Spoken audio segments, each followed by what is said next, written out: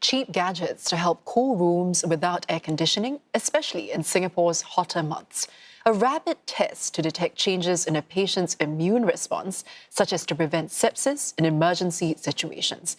These are just some of the projects showcased at a symposium aimed to tackle challenges like rising temperatures and aging populations. Chok has more.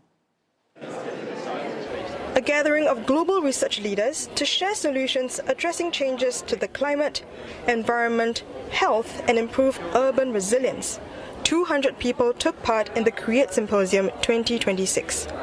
One project looks at how one can get a better night's sleep, especially during Singapore's stifling hot months. The experiment took place in a migrant workers' dormitory. We found that they are sleeping in 30 degrees Celsius, 76% humidity consistently, which can actually affect their work performance the next day. Researchers from 3 universities, including the National University of Singapore, have come up with low-cost solutions to improve conditions. These include changing white lights to warmer ones, clip-on fans, eye masks and earplugs. But the clear winner was the ventilator units installed at the windows.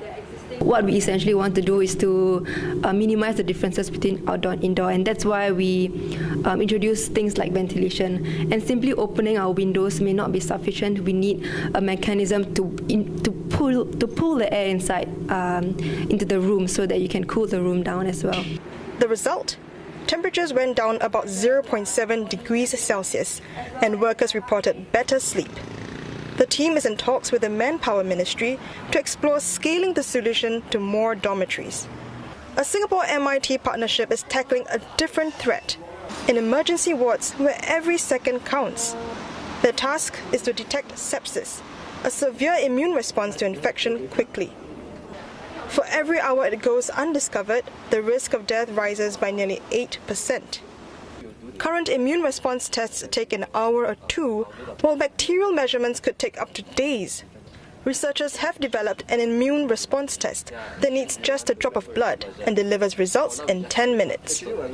Patients could have fever that maybe have no signs of infection, for example, or they might be an elderly with some symptoms of fever, but look well. Should we discharge? Should we admit? Should we escalate? Should we de-escalate? It's being trialled at 3 hospitals and is set to be rolled out to more in coming months.